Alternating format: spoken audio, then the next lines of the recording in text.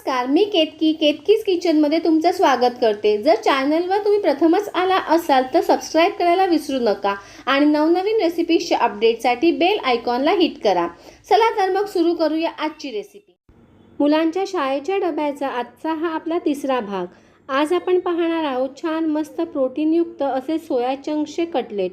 मस्त खुसखुशीत आणि पौष्टिक असे हे कटलेट्स मुलं अगदी आवडीने खातात। सुरुवातीला हे सोया चंक्स आपल्याला गरम पाण्यातून छान वाफवून घ्यायचे आहेत। ह्या सोया चंक्सना ना एक स्ट्रॉंग असा फ्लेवर असतो, तो निघून जाण्यासाठी आपण गरम पाण्यातून त्यांना वाफवून काढतोय। पाण्याला चांगली उकळी फुटली की आपण मीठ घालून घेऊया आणि नंतर सोया चंक्स घालूया। 1-2 मिनिटं गॅसची फ्लेम मोठी करून चांगली उकळी काढून घ्यायची आहे। हा पहा, या पद्धतीने त्याला फेस यायला लागतो। 2 मिनिटं चांगलं उकळून द्यायचं आणि नंतर गॅसची फ्लेम बंद करून ते एका चाळणीवर आपल्याला काढून घ्यायचे। सोया चंक्स सगळे गाळून घेतले की नंतर आपल्याला ते गार पाण्यात घालायचे। आता गार पाणी म्हणजे फ्रीजमधलं नव्हे तर आपलं रेग्युलर रूम टेम्परेचरला जे पाणी असतं त्याच्यामध्ये आपल्याला ते लगेच घालायचे आहेत।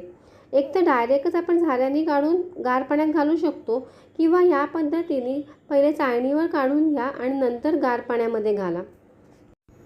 आता हे सोया चंक्स जेव्हा आपण गार पाण्यातून बाहेर काढतो तेव्हा छान हातावर दाबून घेऊन त्याच्यातलं एक्सेस पाणी सगळं काढून टाकायचं आहे। पण काय होतं, ते सोया चंक्स आतून गरम असतात आणि मग आपल्या हाताला चटका बसण्याची शक्यता असते। म्हणून इथे मी पुन्हा ते चाळणीवर असे काढून घेतलेत। एक 5-10 मिनिटं बाहेरच ठेवणार आहे म्हणजे ते आतून सुद्धा गार होतील आणि नंतर मग हाताने या पद्धतीने व्यवस्थित दाबून त्याच्यातलं पाणी आपल्याला बाहेर काढून घ्यायचं आहे।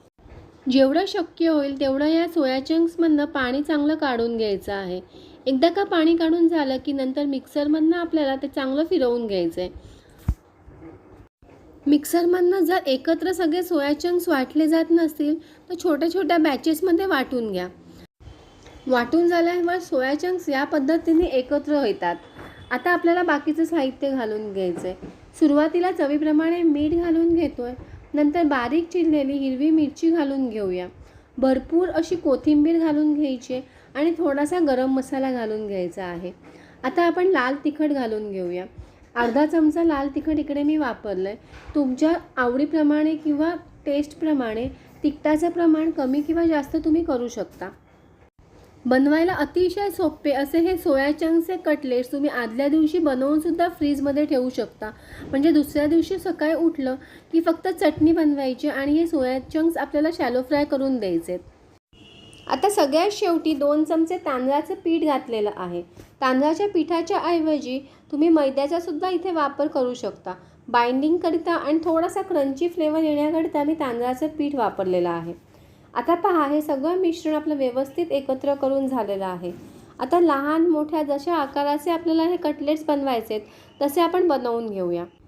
हे असे कटलेट बनवून जर एका एअरटाईट डब्यामध्ये घालून फ्रीजमध्ये ठेवले ना तर 7 ते 8 दिवस हमखास छान राहतात। आता आपल्याला जसा आकार द्यायचा आहे तसा आपण या कटलेटना आकार देऊन घेऊया। इथे मी असे चपटेच कटलेट बनवून घेणार आहे। ह्याच पद्धतीने आता आपण बाकी सगळे कटलेट्स बनवून घेऊया। नेहमीच्या ठरलेल्या टिफिन रेसिपीजपेक्षा जराशी वेगळी आणि अतिशय चविष्ट आणि खुसखुशीत असे हे कटलेट्स तयार होतात। हे पहा, आपले सगळे कटलेट्स इकडे तयार आहेत। 10 मिनिटं फ्रीजमध्ये सेट व्हायला ठेवूया आणि नंतर लगेचच तळायला सुरुवात करूया। आता हेच कटलेट्स एका एअरटाईट डब्यामध्ये भरून ठेवले तर 7 ते 8 दिवस छान राहतात। हे पहा, 10 मिनिटं मी हे फ्रीजमध्ये सेट व्हायला ठेवले होते। छान असे मस्त आपले कटलेट इकडे सेट झालेले आहेत। आता हे कटलेट आपण शॅलो फ्राय करून घेऊया। पॅनमध्ये थोडंसंच तेल घालून गॅसची फ्लेम मोठी करून अगोदर तेल व्यवस्थित गरम करून घ्यायचं। मग मीडियम लोवर फ्लेम सेट करून घ्यायची आणि मग कटलेट्स तळण्याकरता पॅनमध्ये सोडायचे। छान मस्त दोन्ही साईडनी क्रिस्पी गोल्डन ब्राऊन रंगाचे होईपर्यंत हे कटलेट्स आपल्याला तळून घ्यायचे आहेत। अगदी दाटी वाटीने घालू नका, थोडी मोकळी जागा ठेवा म्हणजे नंतर उलटताना बरं पडतं। 3-4 मिनिटं होऊन गेलेली आहेत आणि आता आपण एक एक कटलेट उलटून पाहूया। हे पहा, थोडंसं हे कटलेट झालेलं आहे, अजून व्हायला पाहिजे। वा, छान मस्त गोल्डन ब्राऊन कलर आला आहे। याच पद्धतीने आपल्याला सगळे कटलेट्स व्यवस्थित तळून घ्यायचे आहेत। हे पहा, दिसत आहेत ना अगदी अप्रतिम। आता हे झालेले कटलेट एका जाळीवर वाफ जाण्याकरता काढून घेऊया आणि बाकीचे कटलेट्स याच पद्धतीने आपण तळून घेऊया. छान मस्त पौष्टिक असे सोयाचे कटलेट्स आपले टिफिनमध्ये देण्याकरिता तयार आहेत. थोडी वाफ जाऊन द्या आणि नंतरच डब्यामध्ये भरा. हिरव्या चटणीबरोबर किंवा टोमॅटोच्या केचपबरोबर हे कटलेट छान लागतात. आजची ही रेसिपी आवडली असेल तर जास्तीत जास्त शेअर करा. पुन्हा भेटूया अशीच एक छानशी रेसिपी घेऊन. तोपर्यंत नमस्कार.